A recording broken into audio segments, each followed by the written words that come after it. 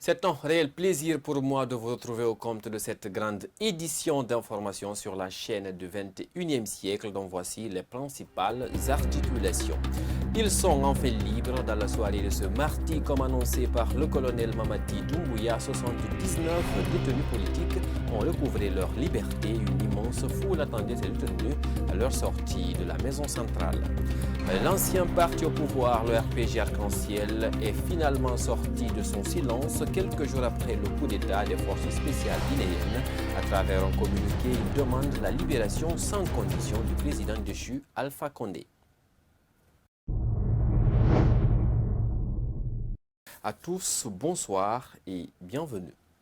Les détenus politiques incarcérés sous le règne de l'ex-président Alpha Condé ont été libérés suite aux nouvelles instructions données par le colonel Mamadi Doumbouya, l'actuel homme fort du pays et président du CNRD. Réaction des citoyens à suivre dans ce télémonde, reportage signé Mabintou Touré et Ibrahima Khalil Silla. 24 heures après sa prise du pouvoir à travers un coup d'État, le Comité national du rassemblement et du développement a ordonné la libération de 79 prisonniers politiques, une décision qui réjouit ses citoyens. Aujourd'hui, nous sommes vraiment très contents qu'une injustice soit réparée. C'est salutaire. Le fait que des jeunes Guinéens militaires aient pris conscience de l'état dans lequel ce pays se trouve et d'avoir bien voulu rectifier cette situation-là, nous trouvons cela salutaire et nous les encourageons de maintenir le cap et de vraiment essayer de ne pas, comme l'a dit cher Kelefa, de ne pas succomber aux sirènes révisionnistes, de ne pas accepter d'aller dans le sens de confiscation de pouvoir et de bien vouloir vraiment rendre à la population, au peuple de Guinée, le pouvoir. Aboubakar aussi trouve salutaire cette démarche de la junte, mais il ne cache pas sa crainte. Vous savez, à un certain moment, tous les Guinéens étaient dans le désespoir. En fait, personne ne pensait qu'on allait vraiment sortir de cette situation, en fait. Mais la junte militaire vraiment a fait un coup d'État et du coup, c'est vrai, bon, beaucoup se disent que ce n'est pas un coup d'État appréciable, mais du fait qu'il y a des leaders détenus, des jeunes leaders détenus, si vraiment ils arrivent vraiment à recouvrir leur liberté, je pense que c'est un offre de soulagement pour nous étant acteurs de la société civile guinéenne.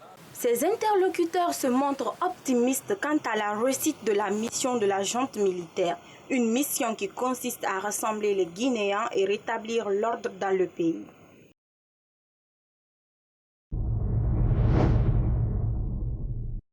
Après la prise du pouvoir, les forces spéciales à la tête, le colonel Mamadi Doumbouya a ordonné la libération des détenus politiques. Ce mardi 8 septembre, une grande foule a accueilli ceux 79 détenus au sortir de la maison centrale. Bintou Souma commente les images de nos confrères de Gangan TV. C'est une foule compacte dans une grande ambiance composée de militants, sympathisants et la famille des détenus politiques qui sont venus accueillir leur leader. Ils sont au nombre de 79 à recouvrir leur liberté. Oumar Silla alias Funkemengue et Ismaël Condé n'ont pas manqué d'exprimer leur satisfaction face à cette décision du CNRD. Ce jour est un jour de victoire pour le peuple de Guinée. C'est un jour de liberté. Nous remercions tous les Guinéens qui se sont battus pour notre libération. Nos avocats, tous les camarades de la coordination nationale du FNDC, combattants pro-démocratie. Nous leur demandons de rester encore mobilisés, car la démocratie ne va pas de soi. C'est pourquoi il faut se battre pour elle chaque jour, sinon nous risquerons de la perdre. Je suis fier personnellement du colonel Doumbouya et je lui fais confiance jusqu'à la preuve du contraire. Merci pour la liberté. Une nouvelle ère pour la Guinée. Un nouveau départ pour la Guinée. À bas la dictature, à bas l'injustice. Vive la liberté! Après avoir mené plusieurs procédures pour obtenir la libération de leurs clients, les avocats se réjouissent de cette démarche de la junte militaire. Maître Salifou Béavougui a aussi saisi cette occasion pour faire une autre demande aux nouvelles autorités du pays. C'est la joie aujourd'hui, c'est la force de la loi qui a triomphé, la justice contre l'injustice. Merci au bon Dieu Merci aux nouvelles autorités du pays qui ont décidé de cette mesure salvatrice pour restituer au peuple sa liberté qui avait été confisquée. Le commandant AOB a été arrêté pour faire politique. Je souhaite que lui aussi soit libéré, que les nouvelles autorités acceptent de le libérer. Ces militants des partis politiques ne sont pas les seuls. Il reste encore un autre groupe de détenus. Et il y a un petit groupe qui reste, nous allons continuer afin que ces personnes-là aussi, les personnes qui restent encore, puissent être libérées. Je dois ajouter qu'il y a aussi des militaires. Nous allons nous pencher sur le cas des militaires afin que ceux-ci aussi puissent recouvrer leur liberté. Une marche pacifique sera organisée le samedi 11 septembre prochain par le FNDC pour rendre hommage au peuple de Guinée et accompagner le processus de transition démocratique selon Fonkemenge.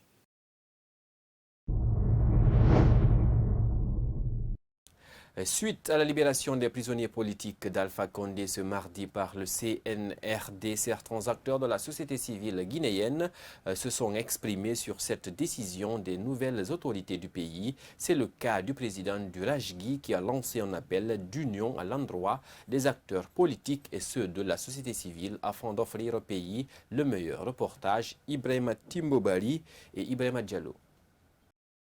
Après la libération des 79 prisonniers politiques d'Alpha Condé par le CNRD ce mardi, la réjouissance n'est pas seulement au niveau de la population. Interrogé ce matin sur cette décision des nouvelles autorités du pays, Sékou Doré de la société civile exprime le sentiment qui l'anime.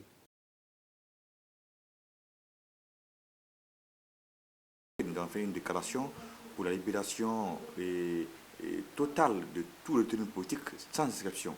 Et aujourd'hui, si nous voyons qu'hier, des décisions ont été prises pour la libération de détenus politiques, et d'ailleurs, même par les décisions maintenant sont sorties, et pour nous, c'est une satisfaction parce que nos préoccupations, l'une de nos recommandations a été prise en compte, notamment la libération des détenus politiques. Après avoir fait valoir ses sentiments de satisfaction, il a aussi profité de l'occasion pour lancer une invite aux politiques et aux acteurs de la société civile de conjuguer le même verbe pour l'intérêt des Guinéens. Les partis politiques aujourd'hui ils sont divisés, mais ils ne conjuguent pas totalement le même verbe.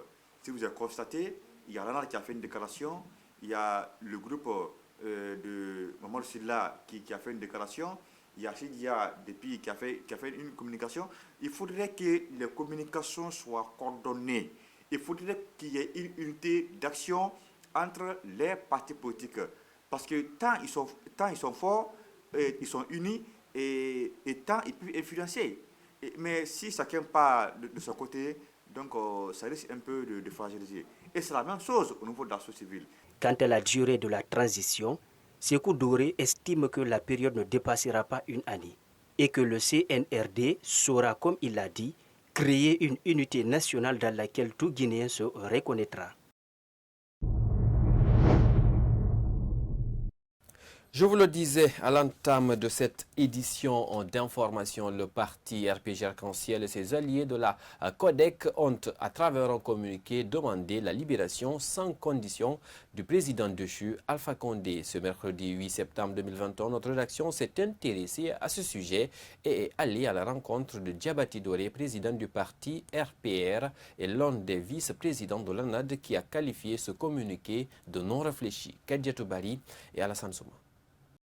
Dans un communiqué publié ce mardi, le parti RPG Arc-en-Ciel et ses alliés de la CODEC ont demandé la libération sans condition du président Alpha Condé. Une déclaration que trouve insensée, bidon et irréfléchie Diabati Doré, président du parti RPR. J'avoue que le communiqué d'abord n'est pas un communiqué consensuel parce qu'en écoutant les radios et la presse aujourd'hui, il semblerait que les autres jeunes du parti aussi disent que non, ils ne sont pas... C'est pour vous dire que c'est une leçon pour M. Alpha Condé parce que c'est un communiqué bidon qui n'a pas de sens. Tout ce qu'ils ont demandé là-bas, c'est la libération pure et simple de M. Alpha Condé. Mais ce que je cherche aujourd'hui, je pense bien que ceux qui sont venus au pouvoir ne vont pas le laisser comme ça parce qu'ils savent qu'il était là pendant 11 ans et certainement peut-être il a des comptes à rendre. Mais c'est pour donner aussi une leçon. Là où M. Alpha Condé aujourd'hui, quand il va écouter ou lire ce communiqué, il va dire que oui, j'avais tort de faire un troisième mandat. Inquiet pour l'avenir de la Guinée, le président du parti RPR appelle au maintien de la paix et interpelle la nouvelle autorité à vite organiser les élections libres, transparentes et crédibles. Mon dernier message, c'est un message de paix, un message d'encouragement, mais surtout appeler à la jeunesse à soutenir vraiment ce nouveau pouvoir, mais aussi dire que ce nouveau pouvoir doit tout faire aujourd'hui, vraiment d'organiser une élection transparente et crédible, mais surtout d'abord de nettoyer, parce que on a connu 11 ans de gabegie financière. Dans ce même communiqué, le RPG Arc-en-Ciel et ses alliés de la CODEC demandent au président de la CNRD de veiller soigneusement sur la santé du président Alpha Condé, surtout en cette période de Covid-19.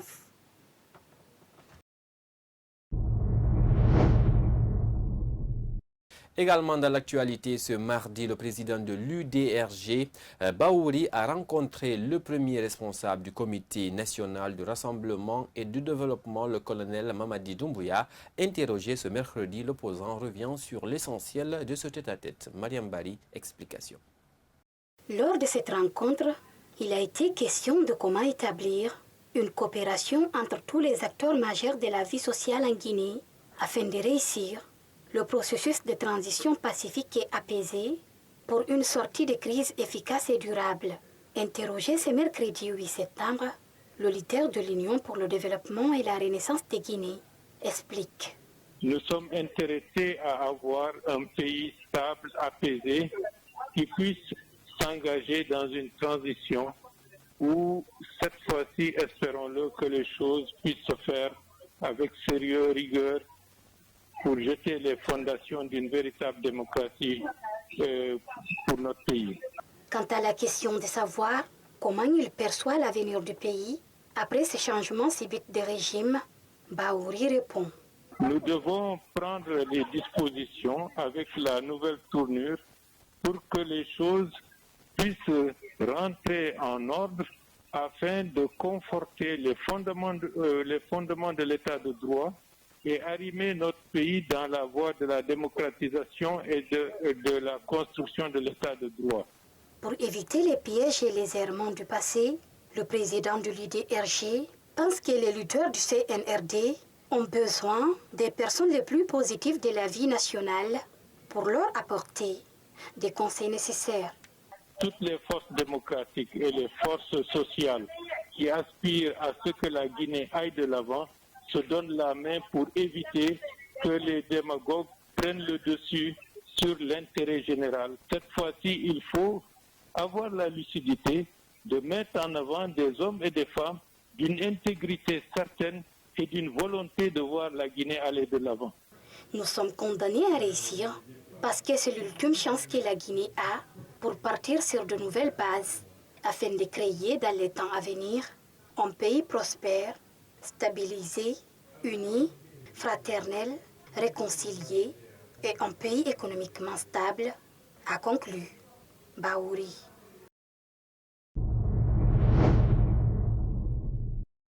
Après donc le coup d'État opéré par la junte militaire le 5 septembre dernier, la Confédération nationale des travailleurs de Guinée, CNTG, en abrégé à travers un point de presse, félicité cette opération avant de faire quelques recommandations à l'actuelle autorité guinéenne. Ibrahima Diallo avec ce point. La Confédération nationale des travailleurs de Guinée, CNTG, brise le silence après le coup d'État du 5 septembre dernier, dirigeanté par le colonel Mamadi Doumbouya. Ce mouvement syndical rappelle l'origine de cette crise avant de féliciter la junte.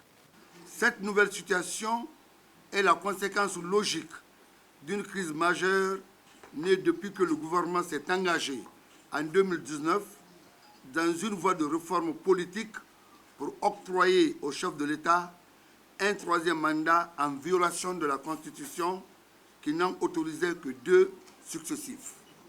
Face aux événements survenus le 5 septembre 2021, le mouvement syndical, tout en prenant acte de la nouvelle donne, salue l'atmosphère de calme et de paix ayant prévalu sur l'ensemble du territoire national suite au changement de régime. se félicite que ce changement n'a pas porté atteinte au droit du travail et aux libertés syndicales consacrées par la Convention de l'Organisation internationale du travail et des lois de notre pays. La CNTZ aussi fait des recommandations auprès des nouvelles autorités du pays. Le mouvement syndical demande au Conseil national de rassemblement pour le développement CNRD 1. De mettre en place une gouvernance vertueuse à travers des réformes courageuses qui permettront d'offrir des opportunités d'emploi décents à tous les Guinéens et Guinéennes sans discrimination ni exclusion d'aucune sorte et en lien avec les objectifs du développement durable des Nations Unies, notamment à son objectif 8. D'engager une lutte sans merci contre les bandits à col blanc qui ont mis à terre l'économie de notre pays et appauvri notre population. Cette centrale syndicale a invité le Comité national du rassemblement et du développement à tout mettre en œuvre pour renouer avec le dialogue social dans le pays. La nouvelle autorité militaire guinéenne a réajusté les mesures de l'état d'urgence sanitaire, notamment le couvre-feu, qui passe désormais de 22h à 4h du matin. Dans la cité, les citoyens de Conakry se réjouissent de cette décision. Mariama Kindebari et Ibrahima Paye Kamara pour ce compte rendu. Dans un communiqué, le Comité national du rassemblement et du développement CNRD réajuste l'état d'urgence sanitaire. L'une des mesures est le couvre-feu qui passe de 22h à 4h. Vous savez, actuellement nous vivons dans une situation très critique concernant la pandémie de Covid-19. C'est normal quand même, c'est une façon de pouvoir sécuriser les citoyens, la population, afin de pouvoir respecter les mesures sanitaires et les mesures barrières. Moi, je crois qu'il faut effectivement respecter ce couvre-feu de 22h à 4h du matin, comme ça a été dit par les nouvelles autorités. Je crois qu'il faut respecter. C'est dans l'intérêt de tous. Pour Sekou Ahmed Diop, le couvre-feu de 22h à 4h est important pour lutter contre la pandémie de Covid-19. En plus de cela, surtout parce que quand il y a le grand banditisme aussi, la délinquance qui règne beaucoup dans un pays, donc c'est du tout à ça qu'il faut aussi respecter ces conditions. Oui. Cependant, ces citoyens invitent l'Agence nationale de sécurité sanitaire à prendre des mesures pour faciliter l'obtention du vaccin afin de rompre la chaîne de contamination du Covid-19 dans le pays. Sur un tout autre plan, il faut le dire, dans la nuit du mardi 7 au mercredi 8 septembre, un magasin a été attaqué par des inconnus au grand rond-point d'Okosa, situé dans la commune de Ratoma. Selon les témoignages recueillis sur place, ces individus n'ont pas pu accéder à l'intérieur grâce à l'intervention de la compagnie mobile d'intervention CMS 21 postée à quelques mètres du carrefour. Notre reporter Alpha Oumar Diallo s'est intéressé à ce sujet. Suivez son constat. Selon les témoignages recueillis sur le terrain, c'est dans les environs de 2 heures qu'un groupe d'individus s'est attaqué à ces magasins situés au carrefour Kosa. Sur les lieux, les traces sont encore visibles, une situation qui inquiète les riverains venus pour constater les faits. Mamadou Kali Diallo, propriétaire du magasin vandalisé, explique. J'ignore, on m'a pas... Dans les environs 2 heures comme ça, 2 heures, 3 heures. Alors, pas eu accès à l'intérieur d'abord. Vous savez, les agents étaient là, quoi. Ils nous ont dit, ils n'ont pas autorisé d'ouvrir. Ils ont dit d'attendre. Les cadenas, ils ont cassé les cadenas, quoi. Heureusement, le CMS de Kosa numéro 21 nous a sauvés. Alors que les points d'appui PA sont sommés de rentrer dans les casernes suite à une décision du chef de la junte militaire, aujourd'hui, nombreux sont ces citoyens qui s'inquiètent quant à cette nouvelle forme de vandalisme qui commence à Conakry. Comme on le dit souvent, ouais, c'est l'union qui fait la force. Donc nous appelons à les forces de l'ordre de venir au secours pour la sécurité des citoyens guinéens. Il n'en est pas question qu'on enlève des PA dans les carrefours, arrêtez-moi, parce que là, ça assure la sécurité de la population. Contre les malfrats, tu vois, non? Contre les banditismes, tout ça là, ouais. Donc ça, c'est un projet qui a au moins essayer de stabiliser le pays en un mot. Donc, même si on allait enlever les pays à la longue, mais pour le moment, avec l'état du pays, ouais, il ne fallait pas quoi. Donc, on lance un appel au gouvernement d'essayer de mettre quelque chose en place, coûte que coûte, pour la population. Aux dernières nouvelles, le véhicule que ces malfrats ont utilisé a été immobilisé et déposé dans l'enceinte de la CMS numéro 21 de Kosa, mais aucun d'entre eux n'a été arrêté pour l'instant. Mesdames et messieurs, c'était l'essentiel de l'actualité nationale de ce jour sur la télé du 21e siècle. Merci de nous avoir suivis. Passer une excellente soirée en compagnie de nos programmes. Au revoir.